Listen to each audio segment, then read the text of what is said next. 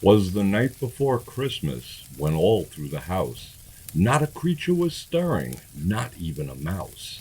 The stockings were hung by the chimney with care, in hopes that St. Nicholas soon would be there. The children were nestled all snug in their beds, while visions of sugar plums danced in their heads. And Mamma in her kerchief, and I in my cap, had just settled our brains for a long winter's nap. When out on the lawn there arose such a clatter, I sprang from my bed to see what was the matter. Away to the window I flew like a flash, tore open the shutters and threw up the sash. The moon on the breast of the new fallen snow gave a luster of midday to objects below, when what to my wondering eyes should appear but a miniature sleigh and 8 tiny reindeer. With a little old driver so lively and quick, I knew in a moment it must be St. Nick. More rapid than eagles his coursers they came. He whistled and shouted and called them by name.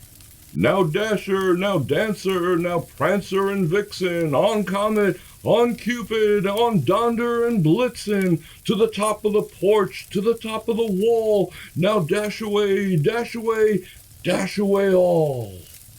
As dry leaves that before the wild hurricane fly, when they meet with an obstacle, mount to the sky, so up to the housetop the coursers they flew, with a sleigh full of toys and St. Nicholas too. And then in a twinkle I heard on the roof the prancing and pawing of each little hoof. As I drew in my head and was turning around, down the chimney St. Nicholas came with a bound. He was dressed all in fur from his head to his foot, and his clothes were all tarnished with ashes and soot. A bundle of toys he had flung on his back, and he looked like a peddler just opening his sack. His eyes, how they twinkle, his dimples, how merry. His cheeks were like roses, his nose like a cherry. His droll little mouth was drawn up like a bow, and the beard on his chin was as white as snow. The stump of a pipe he held tight in his teeth, and the smoke it encircled his head like a wreath. He had a broad face and a round little belly that shook when he laughed like a bowl full of jelly. He was chubby and plump, a right jolly old elf, and I laughed when I saw him in spite of myself. In a wink of his eye and a twist of his head soon gave me to know I had nothing to dread.